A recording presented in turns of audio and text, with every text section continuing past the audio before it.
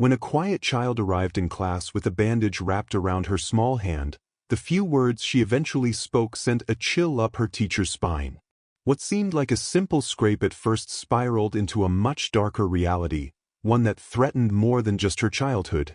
It threatened her sense of safety and the very bonds meant to protect her. This is a story of betrayal, resilience, and the relentless fight for justice. Before we begin, let us know where you're watching from, and if you believe the truth should always come to light, be sure to like and subscribe for more. And now, let us dive into this tale. Mrs. Olivia Bennett was a veteran teacher at Maplewood Elementary. She had spent over 15 years guiding young minds through spelling bees, multiplication tables, and the joys of learning about history and science. Her warm yet firm approach made her a favorite among many students. She had, however, always maintained a certain vigilance, an awareness that children sometimes carried invisible burdens. Over the years, she had seen everything from scuffles on the playground to whispered admissions of trouble at home. She had walked tearful children to the nurse's office, counseled them through small heartbreaks, and occasionally even made the difficult call to involve the authorities when something seemed truly alarming. Yet nothing had quite prepared her for Kayla Carter. Kayla was 9 years old and had entered Mrs. Bennett's classroom a few months into the school year. She was one of those children who managed to slip into a seat unnoticed, as though she willed the universe to overlook her. With large, watchful eyes and a penchant for quietness, she was neither disruptive nor particularly outgoing. She did her assignments, never drew attention to herself, and often appeared lost in her own world. It was on a cold, gray morning in early December that Mrs. Bennett first noticed the bandage. Kayla came in wearing a puffy purple coat that looked a size too large. The child took it off, set it neatly on the back of her chair, and started pulling out a pencil case from her backpack. That was when Mrs. Bennett spotted the fresh white wrapping around Kayla's left palm. It was held in place with medical tape, neat and precise. Concerned, Mrs. Bennett gently asked, "Kayla, did you hurt your hand?" Kayla only mumbled something unintelligible and turned away. Mrs. Bennett's immediate guess was that the girl had slipped on ice on her way to school, maybe scraping her palm. She decided to keep an eye on it. After class, she quietly asked the school nurse, Ms. Cooper, to check on Kayla. Ms. Cooper unwrapped the bandage to reveal a small, red, circular area that looked tender but not severely blistered. It could have been a burn, or perhaps a severe scrape that had begun to scab. Kayla insisted nothing had happened. "I just fell," was all she offered.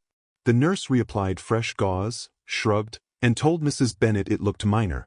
"Probably an accident," she said, "no reason for alarm." Mrs. Bennett didn't press too hard. Yet, that night, she thought about it while drinking tea in her modest living room. She had a snug little house filled with the knickknacks teachers often accumulate: paintings from students, pictures from staff lunches, and a large bookcase overflowing with children's literature. Something about Kayla's silence, the way she recoiled when the nurse touched her palm, stayed with Mrs. Bennett. The weeks rolled on, and the holiday season approached. Maplewood Elementary bustled with winter decorations, talks of a Christmas pageant, and the children's excitement for the upcoming break. Kayla participated little in the festivities. She colored a paper snowman when asked, answered questions about math when called upon, but never seemed to actively engage. While other kids wore sweaters with reindeer motifs or talked about presents, Kayla mostly kept her head down, as though determined not to be noticed. Then Mrs. Bennett saw the bandage again. It was a Monday morning, about 2 weeks after the first incident. The same hand, the same spot. This time, Mrs. Bennett tried a gentler approach. She knelt by Kayla's desk and said softly, "Kayla, I see you hurt your hand again. Are you sure everything's all right?" Kayla looked up, her wide eyes reflecting a hint of fear.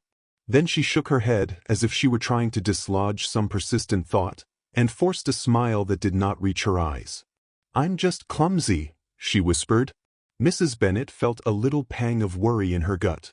Clumsy once was believable. Twice might still be chance. But she had known many children labeled clumsy, and their injuries rarely landed in precisely the same spot in exactly the same shape. Something felt off. A day or two passed, busy with final tests before winter break. Mrs. Bennett tried not to pry too much. She kept an eye on Kayla during art class, gym class, and transitions between lessons. Kayla never complained of pain. She would occasionally wince when she moved her palm, but otherwise said nothing.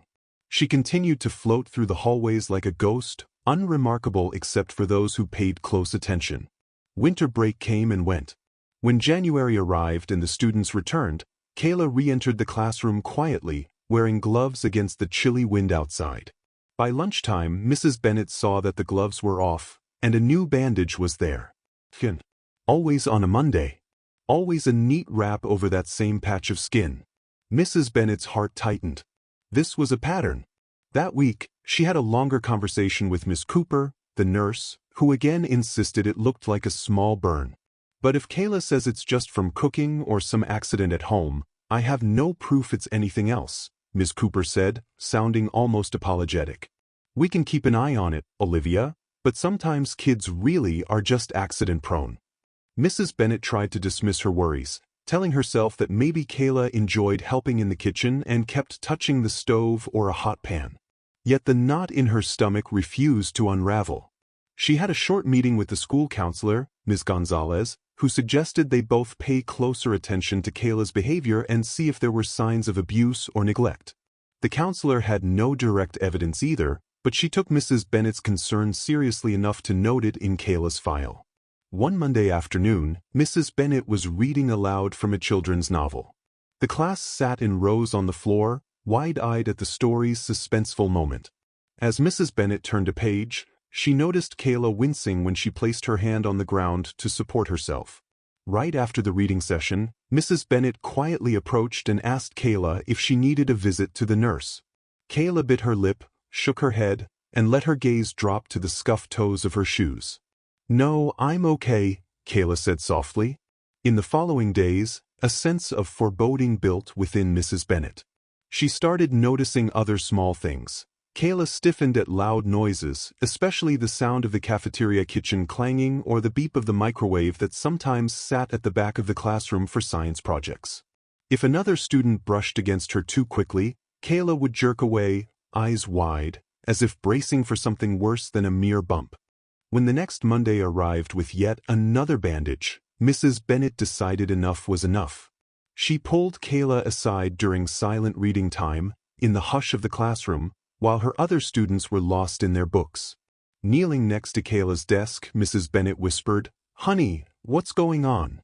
You've had a bandage on that same hand 3 times now. I'm worried about you." Kayla stared at her desk. Her lower lip trembled, and her eyes glistened, but she said nothing. Mrs. Bennet waited patiently, gently placing a hand on Kayla's shoulder.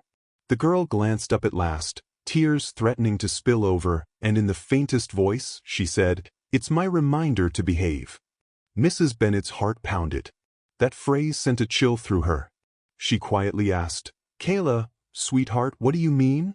Kayla just clammed up again, shaking her head. A single tear rolled down her cheek as she tried to wipe it away with the back of her unbandaged hand. Mrs. Bennet gave her a moment, then eased her out of the classroom to the counselor's office. Kayla refused to repeat the phrase.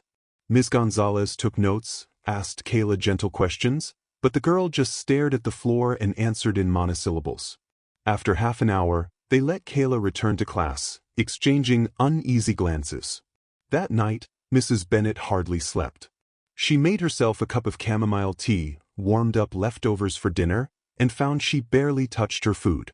The words repeated in her mind, "My reminder to behave." She mulled over what Kayla could possibly mean. She considered all sorts of scenarios, extreme punishments at home, self-harm, or something else she couldn't even name. The idea that some adult was inflicting this on Kayla made her feel ill. She told herself she'd call Child Protective Services if she had to. But she also recognized that CPS often relied on concrete evidence, and if Kayla herself wouldn't talk, it could be difficult to prove anything was wrong. The next day, Mrs. Bennet went to Ms. Gonzalez again. The counselor agreed that this was concerning. They decided that, given the unusual pattern of injuries, they should involve Kayla's foster mother, a woman named Cheryl Morgan, who, coincidentally, worked right there at Maplewood Elementary as the cafeteria manager. Cheryl had always been warm and friendly to staff and students alike. A plump, rosy-cheeked woman in her late 30s, known for her easy laugh and knack for memorizing everyone's names, not to mention how generous she was with second helpings for hungry kids. The idea that Kayla's foster mother could be involved in any wrongdoing felt unthinkable. Mrs. Bennett asked if Cheryl could come in after school to discuss Kayla's frequent injuries. Cheryl arrived promptly at the classroom door, wearing her usual cafeteria uniform. She smiled, though it looked a bit forced. Kayla stood behind her, head lowered. Mrs. Bennett explained her concerns about the repeated bandages and Kayla's comment. Cheryl listened, her eyebrows drawing together in an expression of disbelief. "I appreciate your concern, Mrs. Bennett," Cheryl said with a kind of brisk politeness. "But Kayla is just a bit clumsy, you know. She's always daydreaming, and sometimes she doesn't watch what she's doing in the kitchen." She placed a hand on Kayla's shoulder, giving it a gentle squeeze that seemed more controlling than affectionate. Kayla tensed, which did not go unnoticed by Mrs. Bennett. "We had a small incident with the toaster the other day," Cheryl went on. "She reached in to grab the bread too soon. Burned herself a little, but it's nothing serious. You know how kids can be." Mrs. Bennett could sense Kayla's discomfort. She wanted to pull the little girl aside, ask her if this was true, but she felt helpless under Cheryl's watchful gaze. Cheryl kept a reassuring smile on her face the entire time. Mrs. Bennett attempted to press the matter. Kayla mentioned something about a reminder to behave. "Do you know what she could mean by that?" At this, Cheryl gave a light laugh, although it rang hollow. She looked down at Kayla with a mixture of exasperation and forced kindness. "Well, I sometimes tell her that if she's not careful, she'll get hurt. Maybe that's what she means, like a reminder to be more responsible. Children have a way of dramatizing things, don't they?" She ruffled Kayla's hair, but Kayla's eyes remained fixed on the floor. Mrs. Bennett tried to catch Kayla's gaze, hoping to communicate some silent reassurance, but Kayla refused to look up. At last, Cheryl finished with, "Really, Mrs. Bennett, I do appreciate your worry. But Kayla's fine. She's just shy." She ushered Kayla away before Mrs. Bennett could say more. The following day, Mrs. Bennett discovered Cheryl had taken the initiative to speak with Miss Cooper, the school nurse, reiterating that Kayla had a knack for injuring herself at home. The nurse seemed swayed by Cheryl's earnestness, especially since Kayla again brushed off concerns when asked. Life at Maplewood Elementary soon settled back into its usual routine, or so it seemed to everyone else. But not to Mrs. Bennett. She noticed Kayla growing quieter, if that was even possible. The child slumped in her chair, looked perpetually exhausted, and kept her head down during lunch periods, even though her foster mother was right there in the cafeteria. Mrs. Bennett made attempts to talk to Kayla after class. The girl appeared torn, as though longing to say something, but always froze up. The tension gnawed at Mrs. Bennett's heart. She decided to call Child Protective Services anyway. She spoke with a caseworker named Ms. Delaney, explaining the repeated burns, Kayla's strange comment, and the suspicious coincidence that Kayla's foster mother worked at the school. Ms. Delaney listened carefully, asked a few questions, but ultimately responded that while the situation was concerning, they would need more direct evidence. Kayla's own testimony would be crucial. If Kayla insisted it was an accident, and if the nurse's assessment said it was a minor burn, the case might not lead to removal. They would, however, initiate a routine welfare check. Mrs. Bennett felt a small glimmer of relief. It was after lunch on a particularly chilly Thursday when Ms. Delaney arrived at Maplewood Elementary with another CPS officer to interview Kayla. Cheryl, in her cafeteria uniform, was brought to the office as well. Ms. Delaney asked Kayla a series of gentle, open-ended questions. How did you get hurt? Who was there when it happened? Do you feel safe at home? Kayla's eyes flitted between Ms. Delaney and Cheryl. Then, her small voice trembled as she said it was her fault. She had been making toast, she was clumsy, she should have listened when Cheryl told her to be careful. She said she felt safe at home, that she sometimes just didn't listen, and that was why she got hurt. Cheryl nodded along solemnly, adding a few comments about how she loved Kayla, how she just wanted her to learn to be more cautious. Mrs. Bennett watched from the corner of the office, fury and disbelief twisting in her gut. She could see how Kayla's hands shook slightly, how her face was pale, how she dared not contradict her foster mother. Yet Ms. Delaney and the CPS officer could do little without Kayla's testimony. They left without recommending removal, though they said they would keep the case on file. After they left, Cheryl stopped by Mrs. Bennett's classroom, a tight smile on her lips. "I'm sure you had good intentions," she said lightly, though her eyes were cold. "But you see how it is. Kayla just has these little accidents. I hope this clears things up." Mrs. Bennett forced a nod, but the disquiet in her heart only intensified. That night, sleep evaded Mrs. Bennett once more. She kept replaying Kayla's haunted expression, the way the girl's voice trembled, the shift in her posture when Cheryl was near. She felt that sense of dread gnawing at her, urging her to dig deeper. Mrs. Bennett didn't know how. She was just a teacher, not a detective. Still, she knew how to pay attention. In the days that followed, she observed Kayla more closely. She watched how Kayla's eyes flicked to the cafeteria doors whenever they passed by. She noticed how Kayla winced at any mention of cooking, ovens, stovetops. She began to suspect Kayla's bandages might not be accidental at all, that Kayla was being burned on purpose. It was a horrifying thought that she couldn't shake. The tension in the air was palpable whenever Cheryl walked by the classroom. Mrs. Bennett tried to remain polite, but she could feel the hostility radiating from Kayla's foster mother. Some of the other teachers, who liked Cheryl, began to question Mrs. Bennett's suspicions. They pointed out how sweet Cheryl was, how she always seemed so concerned for Kayla's well-being. A few implied that Mrs. Bennett might be overstepping her bounds and letting her imagination run away with her. Mrs. Bennett, however, refused to be dissuaded. One evening, she stayed late at school, reviewing some of Kayla's old assignments. She wanted to see if perhaps Kayla had left any clues in her writing or drawings. Most of them were typical for a 9-year-old. Short stories about adventurous animals, doodles of houses and flowers. But then Mrs. Bennett came across a page from a few weeks ago that depicted a stylized figure with small lines radiating from its hand, almost like a cartoonish version of a burn or a flame. The figure was small, the lines shaky. It didn't prove anything, but it made Mrs. Bennett's heart drop. Why was Kayla so preoccupied with that idea? She decided to speak with Kayla one more time. It was after school on a Wednesday when Mrs. Bennett found Kayla lingering in the classroom, packing her books. Kayla's bus was always one of the last to arrive, and Cheryl usually left first to clean up the cafeteria. Mrs. Bennett gently shut the classroom door and knelt down to Kayla's level. "Kayla," she said softly, "I need to know if you're safe at home. I'm worried about you." Kayla turned away, glancing anxiously at the windows. "I'm fine," she muttered, but her voice quivered. Mrs. Bennett placed a comforting hand on her shoulder. "I want you to know that if someone's hurting you, it's not your fault, and you can tell me. I'll help you. Nothing bad will happen to you if you speak up." Kayla's eyes filled with tears.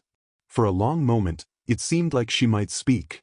Then, in a tiny, broken whisper, she confessed that Cheryl had threatened her, told her not to make up stories or else. Kayla's hand trembled on the desk as she said if I told anyone, she'd do something worse. A wave of horror washed over Mrs. Bennett.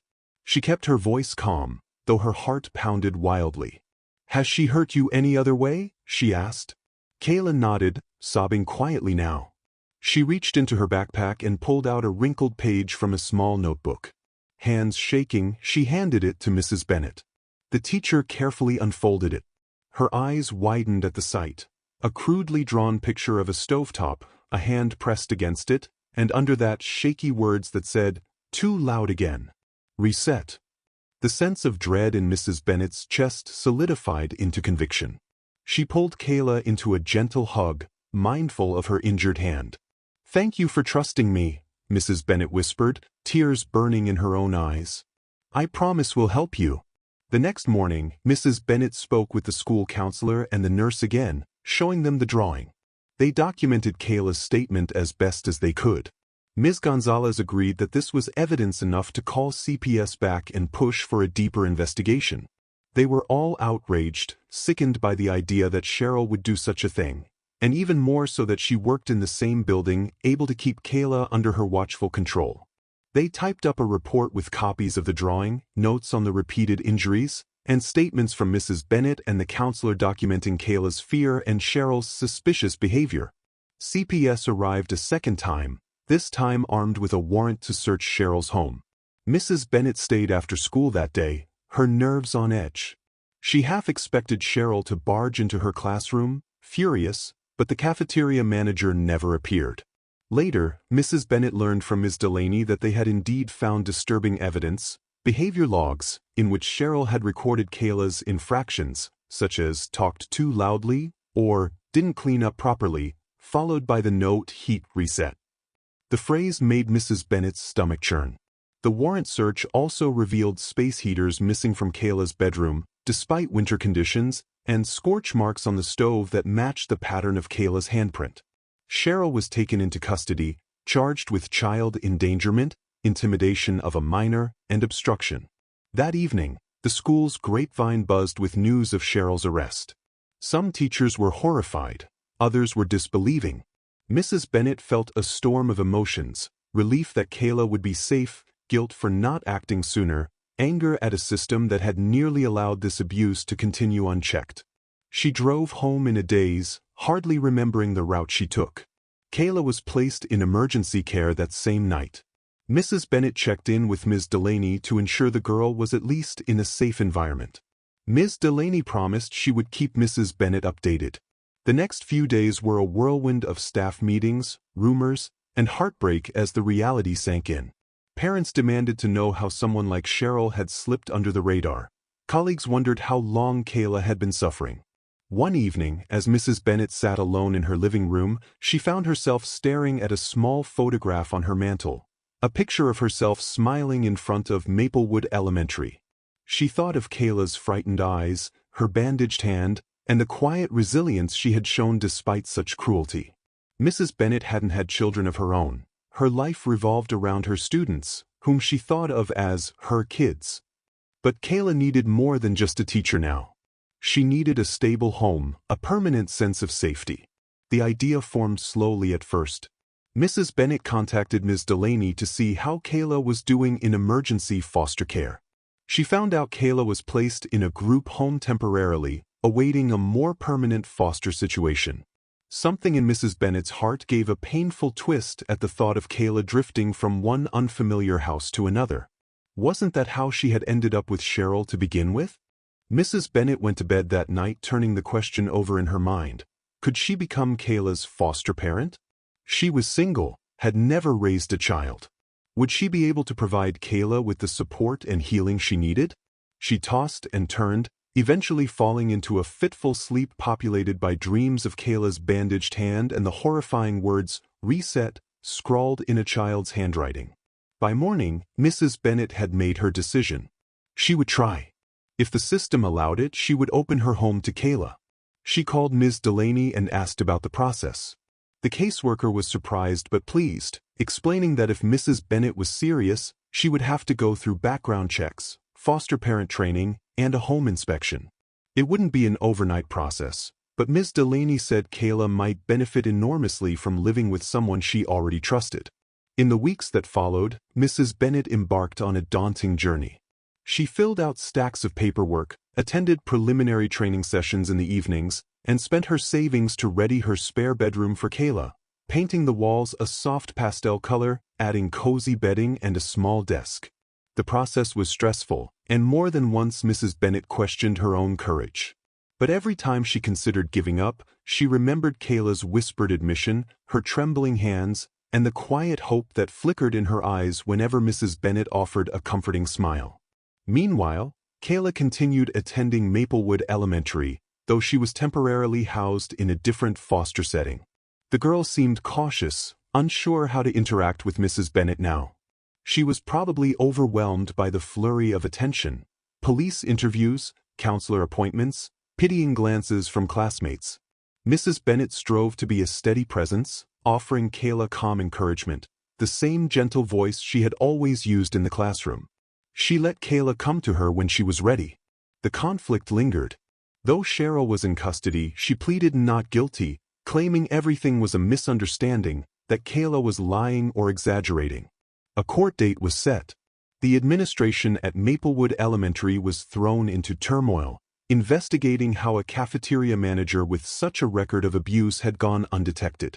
Some staff members subtly blamed Mrs. Bennet for stirring up drama, while others rallied around her for having the courage to speak up. The tension in the hallways was thick, whispers in the teacher's lounge, speculation in the copy room, uneasy questions from parents who felt betrayed by the once trusted Cheryl Morgan. Kayla, too, struggled with the aftermath. Even though she was free from Cheryl's direct abuse, she had nightmares that Mrs. Bennet heard about through the counselor. She sometimes acted jumpy, startled easily by any mention of cooking or hot surfaces. The counselor arranged sessions for Kayla, trying to help her process the trauma. Mrs. Bennet received updates from Ms. Delaney, learning that Kayla was hesitant to talk about her experiences in therapy, often clamming up when the subject turned to what happened in the kitchen. The child had spent so long in fear that even though Cheryl was no longer around, the terror lingered. Time passed, winter gave way to a reluctant spring, and the day finally came for Mrs. Bennet's foster application to be reviewed. She had undergone home inspections, interviews with social workers, reference checks, and mandatory trainings on how to care for a traumatized child. She was approved, and Ms. Delaney broke the news with a warm smile over the phone. Kayla could move in within the week, so long as Kayla herself was comfortable with the arrangement. That evening, Mrs. Bennet found Kayla in the hallway at school, waiting for the bus. She squatted down and said, "Kayla, I have some news. I've asked if you can stay with me as your foster mother. Would that be all right with you?" Kayla's eyes widened, a storm of emotions swirling within them, hope, uncertainty, maybe even a trace of fear. Then she nodded, tentatively, as though afraid the offer might be snatched away. Mrs. Bennet offered the slightest smile. "We'll take it one day at a time," she promised. The move happened on a rainy Friday. Mrs. Bennet brought her car around to the group home where Kayla had been staying. Kayla emerged with a social worker, carrying a small duffel bag of clothes and a backpack of personal items. Her posture was tense, shoulders hunched as though expecting an ambush.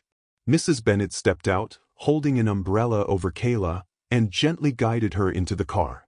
The social worker gave them final instructions and well wishes. The drive to Mrs. Bennet's house was mostly silent, with the patter of rain providing a soothing backdrop. Kayla stared out the window, fiddling nervously with her bandaged hand, though now it was only a light bandage covering the fading burn. Mrs. Bennet's home, a modest single-story house on a quiet suburban street, felt somehow warmer that day. She had prepared a small welcome, placing a stuffed teddy bear on Kayla's bed, along with new crayons and a sketch pad on the desk. Kayla walked through the doorway cautiously, as though expecting to be told she couldn't stay. Mrs. Bennet gave her a brief tour, the cozy living room with an old but comfortable sofa, the kitchen with bright curtains, and the bathroom with kid-friendly shampoo on the counter. Finally, they stopped at the bedroom Mrs. Bennet had set up for Kayla. "I hope you like it," Mrs. Bennet said, flicking on the lamp. The walls were painted in a soft mint green, and the bedspread had pastel stripes. A small bookshelf held a few of Mrs. Bennet's favorite children's novels, as well as some new ones she thought Kayla might like. Kayla stood in the doorway, absorbing the sight. She placed her duffel bag on the floor and hugged the teddy bear that was sitting on the bed. Then she turned to Mrs. Bennet, a glimmer of gratitude in her eyes, though she didn't speak. Mrs. Bennet nodded, tears threatening to surface. "This is your space," she managed to say. "I'm here if you need anything." In the weeks that followed, Kayla gradually settled in. She was timid at first, sometimes refusing to leave her room unless prompted. Mrs. Bennet tried to establish a comforting routine: breakfast together, a drive to school, a predictable schedule for homework and bedtime. She discovered that Kayla loved drawing, often sketching pictures of animals, flowers, or landscapes. Slowly, Kayla's images became less dark, no more scorched hands or cryptic words. Instead, she drew scenes of a house with a warm light in the window, or a small figure reading under a tree. Meanwhile, the legal proceedings against Cheryl continued. She remained in custody, awaiting trial for child endangerment and other charges. Rumors swirled about whether she would try to strike a plea deal. Kayla's testimony might be required. The weight of this knowledge haunted both Mrs. Bennet and Kayla. The girl would sometimes wake up at night, crying out from nightmares of a stove, or of Cheryl's voice warning her to stay silent. Mrs. Bennet would sit on the edge of Kayla's bed, gently stroking her hair, and say, "You're safe now. No one is going to hurt you." Yet the conflict did not end simply because Kayla was out of Cheryl's grasp. Kayla carried deep emotional scars. In the day-to-day routine, there were small triumphs, like the first time Kayla laughed at a silly joke Mrs. Bennet told, or the first time she asked if she could help cook dinner without flinching at the stove, but also setbacks, like when a neighbor's dog barked too loudly and Kayla ran inside in tears. Mrs. Bennet adapted her life to Kayla's needs, ensuring that therapy appointments were attended, that Kayla had the option to talk about her feelings or remain silent. She tried not to push. Trust, she realized, was earned slowly. At Maplewood Elementary, the atmosphere had changed drastically. The cafeteria was under new management. Some of the children whispered about what had happened to Cheryl. Teachers held mandatory training sessions on how to spot signs of abuse. Mrs. Bennet felt a swirl of conflicting emotions whenever she walked by the cafeteria: relief that Kayla was now safe, anger at how easily Cheryl had duped everyone, and sorrow for Kayla's pain. One afternoon, Kayla approached Mrs. Bennet's desk after class. She stood there, shifting her weight from foot to foot, until Mrs. Bennet looked up. "What is it, sweetheart?" Mrs. Bennet asked gently. Kayla hesitated, then quietly said, "Thank you." Mrs. Bennet felt tears prickling at the corners of her eyes. "You never have to thank me for keeping you safe," she responded softly, reaching out to squeeze Kayla's uninjured hand. Kayla stepped forward and gave Mrs. Bennet a quick, shy hug. It was the first time she had initiated such contact. For Mrs. Bennet, it felt like a milestone. Still, as spring wore on, the looming court date for Cheryl's trial cast a shadow. Kayla's counselor explained that Kayla's testimony might be crucial. Kayla was terrified of testifying. She worried that Cheryl would somehow punish her or call her a liar. The counselor, Ms. Gonzalez, and Mrs. Bennet all worked together to build Kayla's confidence, reminding her that Cheryl was in jail, that the court would protect her, that the truth needed to be heard to ensure Cheryl could not do this to another child. As the trial approached, the prosecution arranged for Kayla's testimony to be given in a gentle manner, possibly through a recorded statement or a remote feed, to minimize trauma.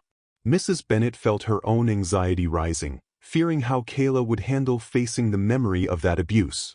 She tried to focus on small daily moments of positivity.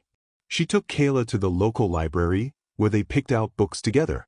She let Kayla help water the flowers in the backyard, teaching her the names of each plant. Sometimes they would color side by side, Kayla quietly working on an intricate drawing while Mrs. Bennet scribbled a cheerful sun or a rainbow. Every step was meant to show Kayla that life could also be peaceful and kind. Eventually, the day arrived when Kayla was asked to provide her testimony via a recorded video session. The child's hands shook as she sat in a small room with Ms. Delaney, a court representative, and a camera. Mrs. Bennet was not allowed to be in the room during the actual testimony, but she waited outside, heart pounding in her chest. She remembered Kayla's fearful whisper, "It's my reminder to behave," and felt a surge of protective anger on her behalf. That fear should never have been inflicted on any child. When Kayla emerged, her face was pale, eyes rimmed with tears. Ms. Delaney said softly that Kayla had done well, that she had answered questions bravely. Kayla ran into Mrs. Bennet's open arms, burying her face in the teacher's shirt. Mrs. Bennet held her, rubbing small circles on Kayla's back. In that moment, she felt an unspoken vow settle between them. Kayla would never be alone again. The trial itself lasted for several days. Much of it was legal formalities, evidence presentation, and testimony from social workers, medical professionals, and others. Kayla's recorded statement was played for the court. Mrs. Bennet was called to testify about what she had witnessed in the classroom, the repeated burns, Kayla's whispered words, and the folded notebook page that finally revealed the truth. As she spoke, she felt her voice tremble with emotion, but she forced herself to remain steady. She recounted how Cheryl had tried to dismiss the injuries, how she had insisted Kayla was just clumsy. In the courtroom, Cheryl sat in an orange jumpsuit, hair unkempt, her eyes flickering with defiance. She occasionally shook her head as though Mrs. Bennet were lying, but her attorney had little to counter the mountain of evidence. Ultimately, the jury was presented with Kayla's testimony, the logs from Cheryl's house, and the drawings that Kayla had made. It was damning. After deliberation, they found Cheryl guilty on multiple counts, including child endangerment and obstruction of justice. The relief that washed over Mrs. Bennet felt almost dizzying. She left the courtroom with Kayla's hand clasped in hers. Though Kayla was not physically present for the verdict, the social worker told her soon after, and Kayla sat in silent relief for several minutes, tears making paths down her cheeks. That might have seemed like the end of the conflict, but healing was a process, not a switch that flipped overnight. Kayla continued therapy. She still startled at loud noises, sometimes struggled with nightmares. But at least there was no more fear of returning to Cheryl's care. Kayla had a safe home with Mrs. Bennet now. Over time, small victories accumulated. Kayla laughed when a classmate told a joke, willingly raised her hand to answer a question during a math lesson, drew bright pictures of gardens and animals. The bandages on her palm were gone, replaced by fresh skin. Occasionally, a faint scar would catch Mrs. Bennet's eye, reminding her of how close Kayla had come to being silenced indefinitely. As Mrs. Bennet's foster placement for Kayla grew longer, the possibility of adoption began to stir in her mind. She approached Ms. Delaney to see if that might be an option. The caseworker said they could discuss it, but it would take time. Kayla might have biological family members somewhere, though initial searches suggested none were willing or able to take her. It was not a decision Mrs. Bennet took lightly. She knew that adopting a traumatized child required patience, resources, and a lifetime of commitment. Yet, day by day, she felt more certain that Kayla was meant to be with her. When the final hearing to terminate Cheryl's parental rights concluded, Kayla was effectively freed from that foster arrangement. The social worker explained to Kayla that Mrs. Bennet was open to adopting her if she wanted that too. Kayla nodded, her eyes wide and glistening. "I'd like that," she said, voice trembling with hope. Mrs. Bennet hugged her, tears falling freely for the first time in front of Kayla. The resolution came slowly, around the edges of everyday life. There were more forms, more legal steps, but the conflict that once overshadowed Kayla's existence had lifted. She no longer dreaded Mondays. She no longer carried the weight of a secret that burned deeper than her hand. Instead, she began to blossom, forging friendships, trusting that if something ever went wrong, Mrs. Bennet would listen and believe her. One afternoon, toward the end of the school year, Mrs. Bennet found Kayla in the backyard, sitting on a blanket under the warm spring sunshine, coloring a picture of a bright yellow sun surrounded by flowers and butterflies. She knelt beside the child, marveling at the transformation. "What's that one for?" Mrs. Bennet asked, pointing to Kayla's drawing. Kayla looked up with a shy smile. "It's for you," she said, "because you make me feel safe. And I'm happy now." Mrs. Bennet felt her chest tighten with emotion. She placed a gentle hand on Kayla's shoulder. "I'm so glad," she whispered. In that moment, the weight of the past seemed to melt away, replaced by the warmth of a hopeful future. The summer arrived with a soft breeze, carrying with it the promise of healing. Mrs. Bennet helped Kayla sign up for a small art class at the community center. The girl attended each session with growing confidence, learning new techniques in drawing and painting. Sometimes she would surprise Mrs. Bennet by coming home with a vividly colored piece, a field of flowers, a bright sunrise, or a portrait of them both. Mrs. Bennet proudly displayed each one on the refrigerator, next to the gold star stickers Kayla started earning for achievements at school. Throughout it all, Kayla occasionally revisited memories of Cheryl. She once told Mrs. Bennet she had a dream in which Cheryl was chasing her with a hot pan, yelling that Kayla was too loud.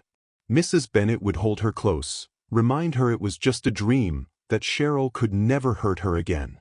Over time, those nightmares became less frequent. Kayla's therapist taught her calming techniques, ways to process fear, and coping strategies for triggers. Mrs. Bennet supported each step, attending sessions with Kayla when allowed, learning how best to be a reassuring presence in her life. Eventually, Kayla's adoption was finalized on a warm afternoon in early autumn. The judge, looking kindly over the documents, asked Kayla if she understood what adoption meant, that Mrs. Bennet would be her forever mother, no longer just a foster placement. Kayla nodded solemnly, glancing over at Mrs. Bennet. The judge then declared them a family in the eyes of the law. Tears streamed down Mrs. Bennet's face as Kayla beamed a genuine smile that reached her eyes, something that had been rare in their early days together. The small handful of school colleagues and friends who attended the hearing clapped quietly, sharing in the emotional moment. When they walked out of the courthouse, Kayla reached for Mrs. Bennet's hand. That same hand had once been wrapped in gauze and bandages, a hand that Mrs. Bennet first noticed on a Monday morning that felt like a lifetime ago. Now it was free of bandages, free of fear. Mrs. Bennet clasped it, grateful for the gift of trust that Kayla had placed in her. As they returned home, Kayla remarked on how the air smelled fresh, and how she wanted to draw a picture of the courthouse steps with people cheering. Mrs. Bennet laughed gently. "Go for it," she encouraged. "I can't wait to see what you create." In the weeks after the adoption, life settled into a sweet new rhythm. Kayla was no longer just a student of Mrs. Bennet's, she was her daughter. They talked about her favorite subjects, she had discovered a fondness for science and reading, planned small weekend trips to the local park, and worked on crafts together. Sometimes they would sit at the table, each with their own art project, comfortable in the shared silence. Those quiet, peaceful moments served as the final healing touches to a story that had started in fear and ended in hope. Of course, Kayla's scars weren't entirely gone. Emotional wounds take time to fully heal. Some nights, she still needed reassurance before falling asleep, or she would carefully circle around the kitchen counters as though uncertain of what might happen. But each day brought fresh confidence. Mrs. Bennet also felt changed, more protective, more aware of the fragility of a child's world, and more committed to helping her students feel safe. She had learned that vigilance and empathy could literally save a life. The Maplewood Elementary community moved on, though Cheryl's crimes remained a stark reminder that evil can sometimes hide behind a friendly face. Kayla's story, though not widely publicized, served as a quiet lesson to teachers and staff. If something felt off, it was worth investigating, worth risking professional awkwardness to protect a child. The administration implemented additional training sessions, stricter background checks, and more emphasis on mental health support.